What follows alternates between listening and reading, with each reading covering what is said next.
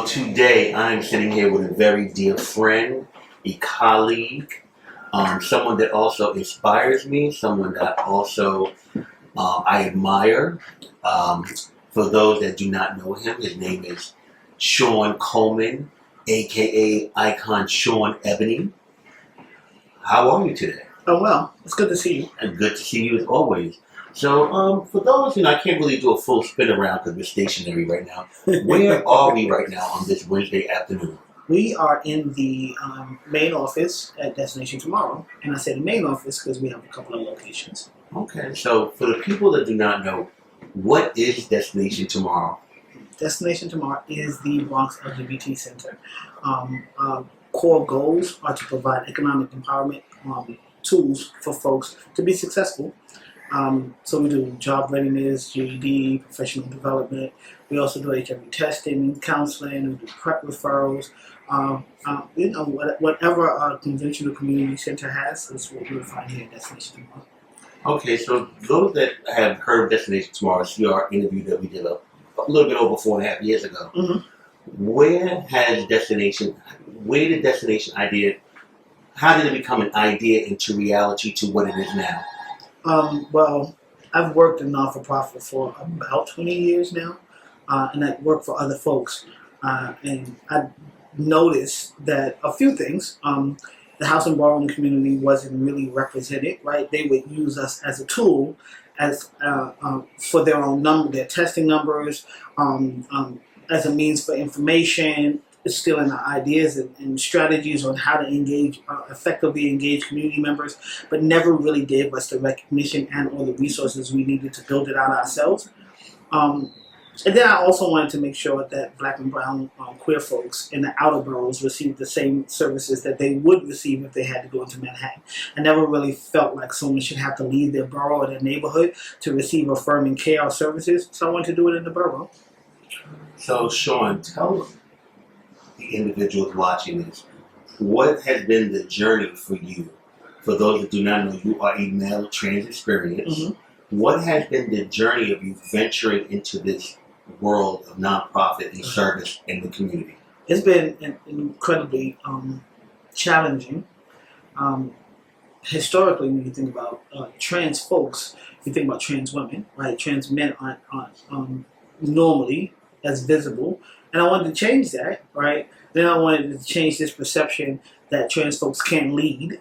So it's been an interesting journey, trying to navigate different spaces and understand how non-for-profits work.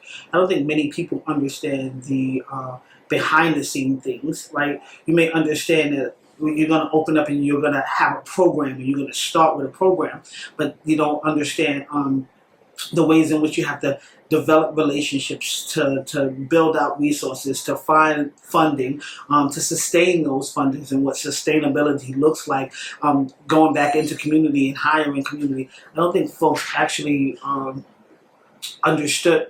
When I say folks, I'm folks, didn't understand how challenging that was. Like initially I was an advocate, right? I wanted to make sure Black and brown trans people had what they needed. And so I'm going to raise my voice and take up space and make sure that folks hear what we need. And then I got down to the nitty gritty and was like, wait, so how do you sustain this? And how do you package your message in a way that folks are receptive to your message and then they're on board with that message and now they buy into it and they want to work with you or work for you or help you accomplish your goals. So it was challenging trying to make that transition from this advocate first to now a non-for-profit owner, if you will, or manager, and then from that to building sustainability. And those were a couple of, it was challenging on a lot of fronts. What is one of the things that you definitely knew that you wanted Destination Tomorrow to tackle first while you were forming this? Hiring community members, right? I wanted to make sure, for a long time we had gatekeepers that would screen us out, right? My lived experience brings to the table just as much, if not more, as someone who has the same academic credentials, right? But we would get screened out of these positions, and you'd see a whole lot of community health workers or peer navigators or peer specialists and all of these things, which was a fancy way to say it was the entry level positions in non-for-profit.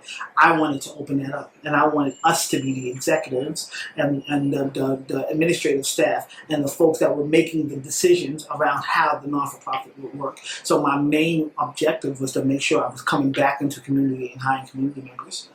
What has been some of the high moments of bringing community members in? And honestly, what has been some of the low moments or the struggles you had doing that as well? Let's do the high moments first. Of course. The high moments were when you bring somebody into the organization that was doing the work and didn't recognize it as the work, right? You hear that so often, I want to do the work. And many of us don't even recognize that if we have a platform and we're making our platform available for folks to raise awareness, you're doing the work, right? So taking that and kind of expanding it and watching the joy in folks' face when you bring them out of the environment that they're used to and introduce them to the ways in which the non-for-profit works, right? And then they can begin to kind of do the work in different ways and seeing how successful they are and the joy that they get in going back into community and bringing folks with them. The struggles have been the interpretation of what doing the work actually means, right? I'll have folks that will have this, they want to go and show up and raise hell, if you will, but they're not actually doing anything to build upon the things that they're saying, right? Yes, I'm an advocate, I'm going to go out and I'm going to raise hell. But what's my solution? If I'm raising hell about an issue, I have to have a solution as well. Right. And a lot of folks don't connect the two. So they're out and they're talking shit, but then it's like, okay, so what are we going to do about this? It's a blank stare. And then they get angry because they feel like they've done the work. But that's only a part of it. And I want us to understand that we need to be more strategic if we're going to move forward. Okay. So let me ask you, what has been some of the biggest accomplishments that, sometimes when we're individuals that are like pushing our business, pushing our movement, pushing our platform, sometimes we don't recognize when we don't get to enjoy some of our moments. Like looking back or reflecting, what can you say of some of the moments that you're proud of since creating Destination Tomorrow? Wow. There's so many moments, but to your point, I don't think I ever really live in the moment because I'm looking for the next moment, right? Because in my mind, there's just so much work that has to be done. I can't sit and rest on this. I'm going to keep moving. But some of them are, we are the first Black and brown LGBT organization to be run by trans folks. That in and of itself is like the most humbling but amazing, right? Destination Tomorrow Day, like we're the only Black and brown organization in the city to have a day named for it. So when Mayor de Blasio came here and gave us that honor and the proclamation and those things, it was phenomenal because here you have this small non-for-profit that's run by Black and brown, primarily transgender non-conforming folks who are receiving acknowledgments that some of the other non-for-profits haven't, right? And I don't think folks recognize some of the accomplishments that we've had. I think, and in some ways, I feel like it's because of who I am, right? I'm this Black trans guy from Ballroom, but I've gone on to do some dope shit. And I think it's not celebrated in the ways that it would be if it was another community member. And I think that's a reason that I don't get stuck on major accomplishments because I always feel like I gotta do more, because folks didn't expect it to come from me, and now that it's coming from me, it's like, oh, well, yeah, he did that, but... So you feel you have to work extra harder, basically. Yeah.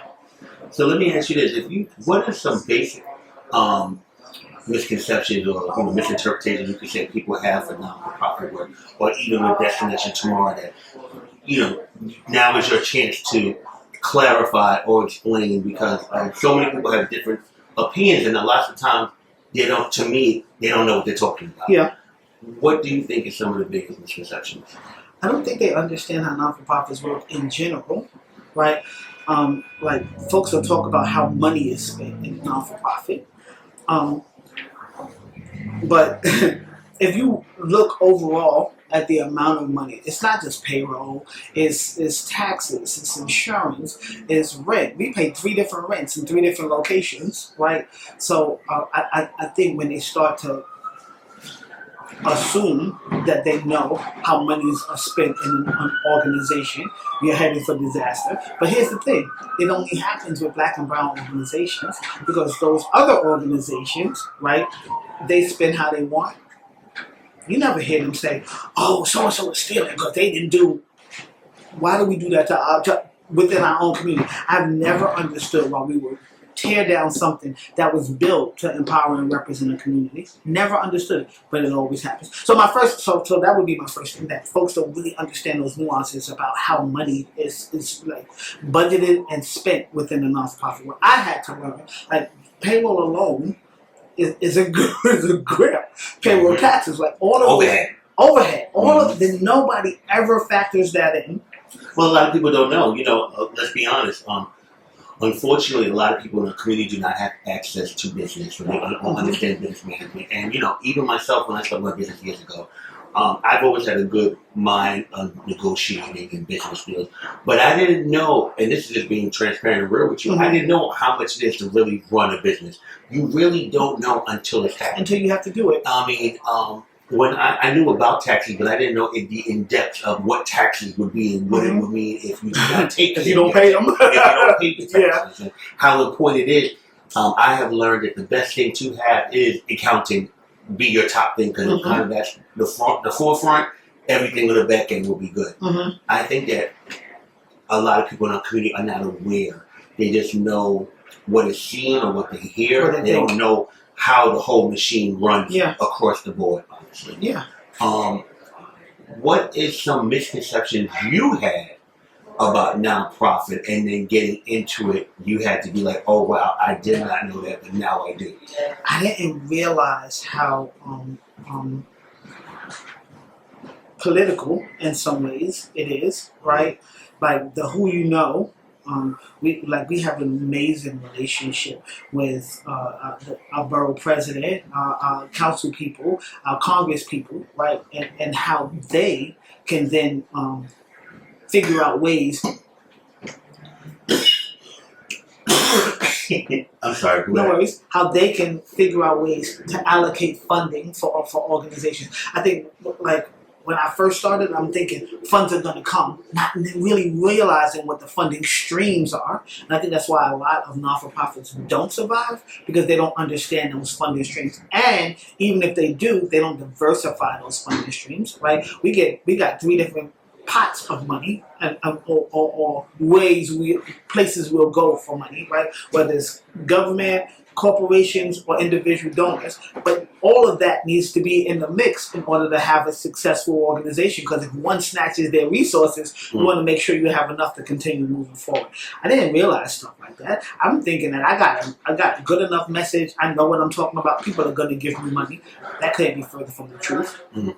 Your message doesn't mean anything if there's not if folks can't see how you can sustain what it is that you're doing. And it may be non-for-profit, but folks still want to see a return of their investment. Right. So even a corporation that gives you $30,000 or $100,000, at the end of the day, they're going to come back and say, "What did you do with it?" So I fed 100 people. I closed 75 people. I tested it. That's their rate of return, and you have to make sure that you're providing some kind of rate of return, or rate of return on investment.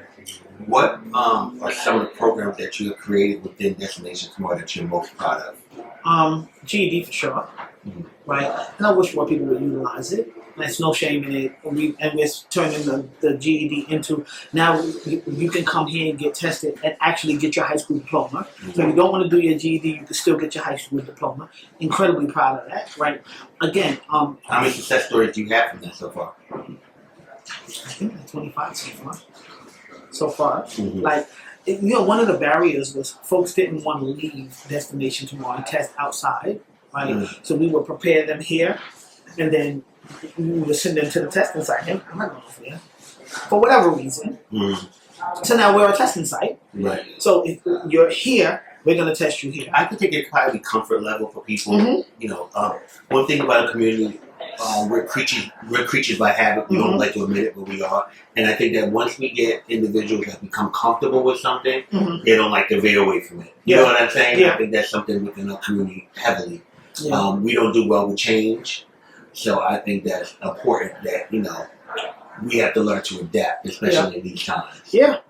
But we learn by either watching others or somebody pulling our coat. And I don't know if we have enough people in our community, Ballroom community, pulling folks' coat to say this is one way of being successful. If I could, I'd make all the Ballroom houses mandate some kind of training at Destination Tomorrow. Or maybe not even Destination Tomorrow. Some local non-for-profit, right? Because it's so important. The job readiness, the skills that you're going to get, the life skills are incredibly important. Why aren't we making sure that our young people are doing it? I definitely want to that. Myself, and I think you talked about it before, and I spoke about it with Jason at length. That I wish there was something, I know you have talked about it before, where I wish there was something where a lot of, there are so many, finally, great opportunities coming for people within our community, and they're not even aware of like 1099s and W-9s and contracts and what they're signing and a lot of them, as we know, don't have access to attorneys and things like that. And then they kind of get stuck in these agreements, whether they're being shortchanged or, they're being binded to an agreement longer than they really normally would have to because they don't fully understand the legalese behind it. So I wish that you could come out with something like that for the community because, there's so many people that's talented within the community that don't have access to the right people for something like that. But you also have to build trust in doing something like that. Right. That there has to be a certain level of trust from community members and the person that's providing that for them because you're sharing intimate details, right? But to your point, it's necessary. And again, I wish that the houses would be more engaging or intentional when it comes to stuff like that. Yes, it's amazing that somebody from your house is featured on a major network or in a photo shoot or a national photo shoot. But at the end of the day, you want to protect their intellectual property and their talents. Right. So how do we make sure that that's happening? And I think a little more can be done. In this moment, I think Ballroom is at like this incredible space. But what's sad is that a lot of the folks that got it to the space are not reaping any of the benefits, right? So you stand on our shoulders. However, some of us are still struggling, and I don't think that should be the case. So I think we should figure out a way to make sure that anybody or everybody that was a part of Ballroom, especially in the very beginning, reaps some of the benefits of where we are right now. Because it would not be successful if it wasn't. So